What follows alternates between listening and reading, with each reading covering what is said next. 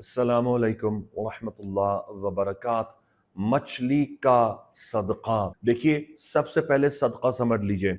सदका मुसीबत को फलांगने नहीं देता, सरकार की हदीस है। अब अल्लाह पाक ने सदक़े के लेवल्स बनाए हुए हैं। आप अपनी हैसियत पे, अपनी अफोर्डेबिलिटी पे, अपनी प्रिविलेज पे सदका कर सकते हैं। लिहाजा सदका ऑलवेज रिमेंबर आपकी हैसियत पर है। अगर आप अपनी हैसियत पर करें तब ही जाकर मुसीबत छटती है। नाउ अब मछली का भी सदका होता है, जिस तरह गोट का होता है, देसी मुर्गी का होता है, मुर्गी का होता है। अच्छी बात कह देना भी सदका है, कपड़े दे देना भी सदका है। आप अगर अपने गुजरे हुए लोगों की ईसाले सवाब के लिए सदका करना चाह रहे हैं तो आप सफेद कपड़े दे सकते हैं, जान का सदका है। अगर आपने अपने गुजरे हुओं को मुसीबत में देख लिया है और आपने उन्हें परेशानी में देख लिया है और आप एक से ज्यादा बार देख रहे हैं, तो वो आपको इनडायरेक्टली बता रहे हैं कि अल्लाह की राह में सदका करो और उसका सवाब हमें पहुंचाओ, तो वो चीज हमारे लिए अमन का बायस होगी।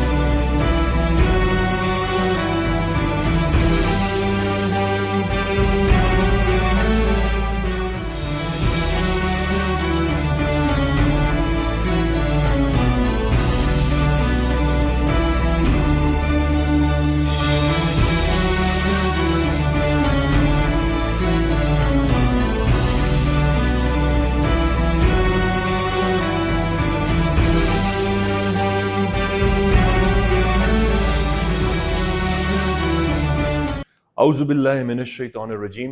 बिस्मिल्लाहिर्रहमानिर्रहीम। हुवस्समीउल अलीम वल गफूरुर रहीम हुव तव्वाबुर रहीम। अल्लाहुम्मा सल्लि अला मुहम्मदिन व अला आले मुहम्मदिन। दरबार इमामज़ादा अब्दुल्ला शाह लश्तर गाजी बाबा पाकिस्तान से अस्सलामु अलैकुम व रहमतुल्लाह व बरकात। मछली का सदका। अब आप सोचेंगे, मछली के सदक़े में ऐसी क्या सिग्निफिकेंस है और ऐसी क्या लॉजिक है और इसमें क्या ऐसी लिजिट बातें हैं जो भाईजान इसकी सिग्निफिकेंस का हमसे अहमियत शेयर करना चाहते हैं। देखिए, सबसे पहले सदका समझ लीजिए। सदका मुसीबत को फलांगने नहीं देता, सरकार की हदीस है कि मुसीबत सदक़े को फलांग नहीं सकती। अब अल्लाह पाक ने सदक़े के लेवल्स बनाए हुए हैं। आप अपनी हैसियत पे, अपनी अफोर्डेबिलिटी पे, अपनी प्रिविलेज पे सदका कर सकते हैं। आपकी हैसियत अगर गोट अफोर्ड करने की है और आप मुर्गी कर रहे हैं, तो आपने सदक़े के मैनर्स या नॉर्म्स या वैल्यूज सही तरह अदा नहीं की। लिहाजा आप जिस बात के लिए भी सदका कर रहे हैं वो अनसक्सेसफुल है और आप इस वक्त इसी इंतजार में रहेंगे कि कहीं मुसीबत ना आ जाए। आप तो खुश हो रहे होंगे कि आपने सदका कर दिया है, लेकिन क्योंकि आपने सदका उस लेवल का नहीं किया है, लिहाजा अगर मुसीबत आ भी गई तो आप ये नहीं कह सकते कि मैंने सदका कर दिया था, आपने सदका सही तरह नहीं किया था। इसकी मिसाल बिल्कुल ऐसी ही है कि अगर हम जल्दी जल्दी नमाज पढ़ते हैं, जल्दी जल्दी हम हज कर लें, जल्दी जल्दी हकूकुल इबाद या हकूकुल्लाह अदा करते हैं और कहते हैं हमने हक अदा कर दिया है, वो तो क़यामत के दिन आपका मेन्यू शो होगा ना, आपकी रिपोर्ट कार्ड शो होगी, आप क्या करते रहे थे। कुरान फरमाता है इस बारे में, और क़यामत के दिन हम उनके दरमियान फैसला कर देंगे जो वो दुनिया में किया करते थे। लिहाजा सदका ऑलवेज रिमेंबर आपकी हैसियत पर है। अगर आप अपनी हैसियत पर करें तब ही जाकर मुसीबत छटती है। नाउ अब मछली का भी सदका होता है, जिस तरह गोट का होता है, देसी मुर्गी का होता है, मुर्गी का होता है। अच्छी बात कह देना भी सदका है, कपड़े दे देना भी सदका है। आप अगर अपने गुजरे हुए लोगों की ईसाले सवाब के लिए सदका करना चाह रहे हैं तो आप सफेद कपड़े दे सकते हैं, जान का सदका है। आप कहेंगे मरे हुओं का क्या सदका होता है? जी हाँ, अगर आपने अपने गुजरे हुओं को मुसीबत में देख लिया है और आपने उन्हें परेशानी में देख लिया है और आप एक से ज्यादा बार देख रहे हैं, तो वो आपको इनडायरेक्टली बता रहे हैं कि अल्लाह की राह में सदका करो और उसका सवाब हमें पहुंचाओ, तो वो चीज़ हमारे लिए अमन का बायस होगी। आप उनके डिज़ाइन का, उनके साइज का, लेवल का जोड़ा सफ़ेद सदका करेंगे तो इंशाअल्लाह अल्लाह पाक उन पर करम फरमाएगा, और करते रहेंगे तो ये करम जारी रहेगा। इसमें आपको एक वाक़या जल्दी से कोट कर देता हूँ ताकि आपको मछली के सदक़े की अहमियत आ जाए। एक सिस्टर थी और एक भाई थे, दोनों आए। मेरी तो सिस्टर और भाई कह रहा था, आई थिंक वो दोनों फैमिली थी। और जब वो आए तो कहने लगे कि हम एक तवील अरसा दराज से यूट्यूब और इंटरनेट सर्च कर रहे हैं, लेकिन हमें कहीं रेलेवेंट जवाब नहीं मिल सका इसका, तो हम आज टोकन लेकर मिलने आए थे। कहने लगे हम मुसलसल कोई 1 साल से ख्वाब देख रहे हैं अपने पेरेंट्स को, और वो ख्वाब में आते हैं और कभी उनकी शलवार फटी होती है, कभी कमीज़ फटी होती है, कभी बुर्का फटा होता है, कभी चेहरे पर खाक होती है, और वो आते हैं और हमें बड़ी आरजू तमन्ना से देखते हैं और चले जाते हैं। लेकिन हमें इस ड्रीम की कहीं भी ताबीर, कहीं इंटरप्रिटेशन अवेलेबल नहीं हो सकी। तो मैंने उनसे कहा कि बहुत सीधी सी बात है, इसमें कोई ज़्यादा परेशान होने की बात नहीं है। बात दरअसल ये है कि आपके पेरेंट्स आपके ख्वाब में इसलिए आ रहे हैं कि अल्लाह पाक ने उनको मौका दिया है कि अपनी औलाद के पास जाओ, अगर वो अब तुम्हारे हक़ में सदका कर देंगे तो तुम्हारे लिए आसानी फरमा देगा। यकीनन आपके पेरेंट्स से कुछ नेग्लिजेंसेस हुई हैं, कोई ऐसी गफलतें हुई हैं कि जो अब आपके ज़ुमरे में है, आपकी इस्तिताअत में है, आप उसे अदा कर सकते हैं। सबसे पहले ध्यान कीजिए, गौर कीजिए कि आपके पेरेंट्स के ज़िम्मे कोई वाजिबात थे। अब दोनों मियाँ बीवी, जिनको मैं सिस्टर ब्रदर कह रहा था, वो सोच में पड़ गए कि ऐसी कौन सी बात है कि जो उनके पेरेंट्स से अदा नहीं हुई थी। कहने लगे कि थोड़ी देर सोच के बाद उनका माथा ठनका और कहा कि जब उनके घर की तकसीम हुई थी तो उनकी 2 बेटियां हैं, उनका हक नहीं दिया गया था, भाइयों ने स्प्लिट कर लिया था। मैंने कहा आपके पेरेंट्स से उसका हिसाब हो रहा है कि तुमने अपनी ज़िंदगी में सही फ़ैसला क्यों नहीं किया, और सही फ़ैसला नहीं किया इसीलिए वालिदैन से उसका हिसाब हो रहा है। और ये एग्जैक्ट आयत कुरान की है कि हम क़यामत के दिन तुमसे औलाद का हिसाब लेंगे। तो इस दुनिया में भी हिसाब लिया जाता है और आखिरत में भी हिसाब लिया जाता है। आखिरत में वो हिसाब देना है जो दुनिया में आपने तय किया है, लेकिन ये चांस अल्लाह पाक दुनिया में इसलिए ख्वाब के जरिए दे रहे हैं ताकि आखिरत में वो हिसाब आसान हो जाए, और अभी से उन पर जो अजाब हो रहा है उसमें आपको एक मौका मिला है, एक लेजिट अल्लाह पाक ने चांस अता फरमाया है कि अगर तुम्हारी औलाद उसको सब्सटैंशियली उसको फैसिलिटेट कर लेगी, उस सदक़े को, तुम्हारे लिए आसानी हो जाएगी। मैंने कहा एक ही रास्ता है, ना आप इसका बकरा कर सकते हैं, ना आप इसकी मुर्गी कर सकते हैं, ना आप किसी गरीब को कुछ दे सकते हैं। मैं बता रहा था ना, सदका लेवल पर होता है। आपको उसी बेटी, दोनों बेटियों को जाकर हक पहुंचाना होगा। जितने भाइयों ने लिया था वो पूरा 1/3 जो हिस्सा है जो शरीयत से है वो जाकर दें, तब उनके लिए आसानी होगी। और मैंने कहा इंशाल्लाह आपको फिर मेरे पास आने की ज़रूरत नहीं है, इंशाल्लाह आप उनको दोबारा देखेंगे। विदिन 3 मंथ्स वो दोबारा आए मिलने, टोकन लेकर मिले, और जब आए तो मुझसे आके कहा कि हमने पेरेंट्स को देखा, उन्होंने वही जोड़ा पहना हुआ है जो अपनी शादी पर पहना था, और इतने खुश थे कि एक दूसरे से गले मिल रहे थे, और फिर कहने लगे कि हम बहुत खुश हैं और आज हमारी खुशी का दिन है। और कहने लगे कि वो भागते हुए आए और भागते हुए चले गए। मैंने कहा बस अब वो सुकून में है। पहले उनके कपड़े फटे हुए थे, पहले वो अपने ऊपर खाक उड़ा रहे थे, अब उनको सुकून हो गया कि आपने उनका हक बेटी का अदा कर दिया। ये होता है लेवल पर सदका करना, मछली का सदका। अब आपको समझ में आएगा मछली के सदके की अहमियत क्या है। सिफल और जादू से जो घर मुतासिर हों, वो लोग भी ये अमल कर सकते हैं जिनके बेटी बेटियों को शदीद उनकी शादी पर नजर है। वो लोग भी इसको जरूर कंसिडर करें कि जिन्होंने हर तरह से नजर का तोड़ किया हो, लेकिन ऐसी जालिम नजर हो जो अब तक नहीं टूटी है, उनके लिए ये तरीका जालिम से जालिम नजर को तोड़ देता है। और इसीलिए मैं ऐसे जालिम नजर की मछली का सदका कहता हूं। तरीका इसका बहुत आसान है। अगर आप अफोर्ड नहीं भी कर सकें तो ये सोचिए कि आप जो बाबों को पैसे दे रहे हैं, जो आप इतना परेशानी में वक्त सर्फ कर रहे हैं, जो आप दवाइयों पर सर्फ कर रहे हैं, आप ये करें, आपके लिए रास्ते आसान हो जाएंगे। देखिए, आप जब एक राहत और सुकून की नींद बिस्तर पर जाएंगे ना, उससे बड़ी कोई अल्लाह पाक की नेमल बदल नेमत हो नहीं सकती कि जब इंसान फिक्र से आज़ाद होकर बिस्तर पर जाकर सोता है। वो एक गरीब ही उसकी राहत जानता है, या एक वही इंसान जा सकता है जिसने अपने सर पे कोई कर्जा ना रखा हो, क्योंकि कर्जदार से पूछिए नींद क्या चीज़ है। तो ये सदका बड़ा आसान है। हस्बे हैसियत मछली ले आइए, लेकिन मछली कटी हुई नहीं होनी चाहिए, यह शर्त है। तुलवा कर लाइए।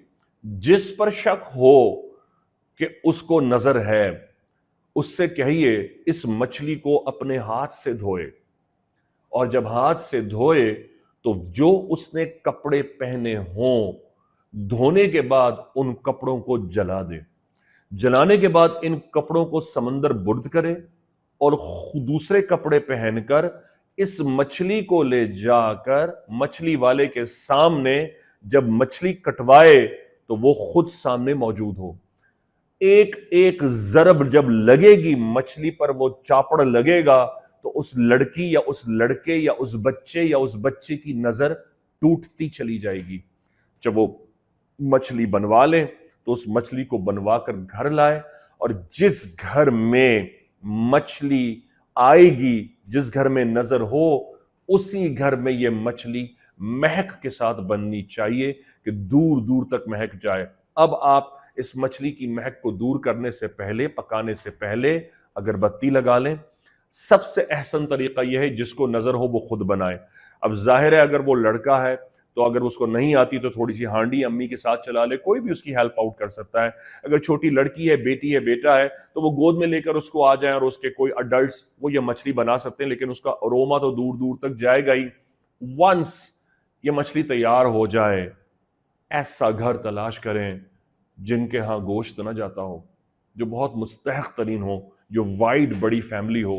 जाए और वही शख्स, वही औरत, वही बेटा, वही बेटी ये मछली उनके घर को बना कर दें, ताकि उनकी इज्जत नफ्स मजरूब ही ना हो कि आपने उन्हें मुस्तहक समझा है और आप बड़ी इज्जत से बनाकर सजाकर ट्रे में उनके लिए लेकर गए हैं और जाकर आपने उनको मछली दे दी है। बस जब वापस आए तो दरबार सैयद सलाम करते हुए आए, कराची में है तो गाजी बाबा सलाम करते हुए आए, ताकि शुक्राना जब आले रसूल के सदक़े बारगाह पंजतन से बारगाह इलाहिया में पेश होगा तो अल्लाह पाक आपका नाम शुक्रगुजारों में दर्ज फरमा देगा। ये नज़र टूट जाएगी। और जब आप इससे फैज़याब हों तो प्लीज़ कोई ऐसा घर जो मुस्तहिक हो, जो दूसरे बाबों से और दूसरों के चक्कर से, और दूसरी बेटियां जो परेशान है, दूसरे घर जो परेशान है, जो इस शक में है कि कोई सिफल है, कोई जादू है, कोई बंदिश है, ज़रूर उनसे ये सेगमेंट शेयर कीजिएगा। क्योंकि आपने अगर ये शेयर किया उनकी बेहतरी के लिए कि जो मुसीबत में है, और उनकी मुसीबत आपके इस शेयर करने से अगर रिजॉल्व हो गई तो क़यामत के दिन तक ये ईसालो सवाब दरबार इमामज़ादा से आपके हक में सदक़ा जारिया बन जाएगा। इस बात और दुआ के साथ कि अल्लाह पाक इमाम ज़माना का ज़हूर फरमाए, बिहक़्क़ गाज़ी या गाज़ी। अस्सलामु अलैकुम रहमतुल्लाहि व बरकातुहू। दरबार इमामज़ादा अब्दुल्ला शाह अल्लाह गादी से खुशामदीद। वालेकुम अस्सलाम। भाई आप यहाँ पर आए, आपने टोकन लिया, आपकी भाईजान से मुलाकात हुई, आपका इलाज हुआ, अल्हम्दुलिल्लाह आपको दवाई भी मिली, तो क्या इस दौरान आपसे किसी भी तरह का हदिया, डोनेशन या फीस ली गई? इंशाल्लाह हमारे से कोई फीस नहीं ली गई है, ना कोई चीज़ ली गई है। मैं तो आज पहली दफ़ा आया हूँ। माशाल्लाह वालिदा मेरी 12 साल से यहाँ आ रही हैं, और 12 साल से कम 15 दफ़ा मैं वालिदा के साथ आ चुका हूँ, बाइक पे, कभी कार में, कभी किसी चीज़ पे। माशाल्लाह हर चीज़ में पूरे हैं। दूसरी बात ये, खाने पीने का हर चीज़ का इंतज़ाम करा जाता है। कैंसर के मरीजों को पहले देखा जाता है, डायलिसिस के मरीजों को पहले देखा जाता है, इसलिए वो बैठ नहीं सकते या परेशानी के बाइस बनते हैं, इसलिए उनको पहले देखा जाता है। ये आज मैंने अपनी आंखों से देख लिया है।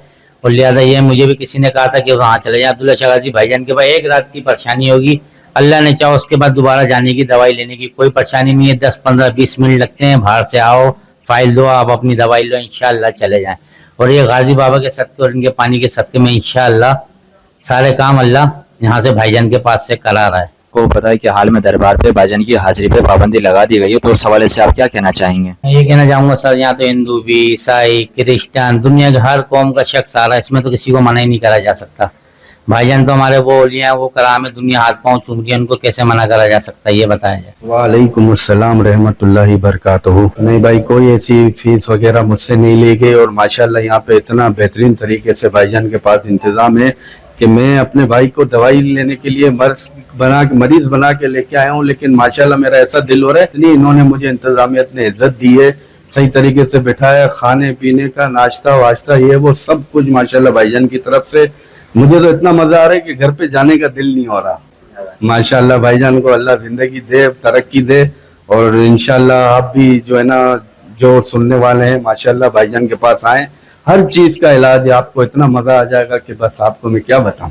पाबंदी किस वजह से लगा दी गई भाई, यहाँ तो हर कौम का बंदा, हर इंसान है, अब्दुल्ला शाह गादी बाबा है वहाँ, यहाँ तो किसी की पाबंदी का कोई जवाब ही नहीं बनता। और भाईजान जैसे पे अगर पाबंदी लगा दी तो लगाई किसने भाई, ये मुझे बताएं। बड़ी बात है यार, जो उसने इतनी बड़ी बात कर दी, लगता है वो भाईजान से मिले नहीं है। वालेकुम अस्सलाम वरहमतुल्लाहि वबरकातुहू। या गाजी, मेरा नाम निदाम गाजी है और मैं अल्हम्दुलिल्लाह दरबार अब्दुल्ला शाह गाजी पर पिछले 10 साल से अल्हम्दुलिल्लाह भाईजान के साथ खिदमत में हूँ। और इस वक्त मैं शिकागो USA में रिहाइश पजीर हूँ, मैं खिदमत में हूँ और इस वक्त भी मैं इंशाअल्लाह पाकिस्तान में खिदमत कर रहा हूँ। और माशाअल्लाह से हमारे मुर्शिद भाईजान के साथ और उनका दरबार अब्दुल्ला शाह गाजी दाखिला ममनू है, ये सरासर गलत है और हम इसकी पूरी तरह से मजम्मत करते हैं। खिदमत में आता हूँ और भाईजान के साथ यहाँ पर हम लोग फी सबीलिल्लाह दवा अल्हम्दुलिल्लाह कोई किसी किस्म का हदिया नहीं वसूल करते और भाईजान और हम सब गुलामान गाजी फी सबीलिल्लाह लोगों को मेडिसिन अल्हम्दुलिल्लाह देते हैं। ये देख कर दवा अगली देंगे उसे। हाँ, इतना तो कर लेंगे शहजादे भैया। आज आपको मुंतहा को 4 महीने की दवा दे रहे हैं। 4 महीने की दवा कैसे लेनी है, इनको बोला हुआ है ना, ज्यादा मिकदार में पानी नहीं लेना। सरकार के जरा डायलिसिस बेहतर होता है फिर होगा। गाजी बाबा के चश्मे का पानी लो, 1 चम्मच पानी में गाजी बाबा की दवा के 10 कतरे डलेंगे।